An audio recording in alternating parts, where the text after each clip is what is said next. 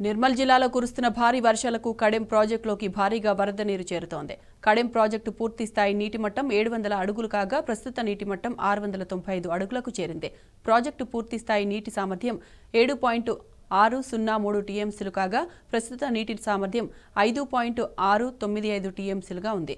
Project inflow 29,436 క్యూసెక్లుండగా outflow 32,000 క్యూసెక్లు ఉంది. దాంతో అధికారులు 5 గేట్లు ఓపెన్ చేసి నీటిని దిగువ గోదావరిలోకి వదులుతున్నారు. ఎడమ కాలువ ద్వారా 604 క్యూసెక్లు, కుడి కాలువ ద్వారా 8 క్యూసెక్ల నీటిని విడుదల చేస్తున్నారు.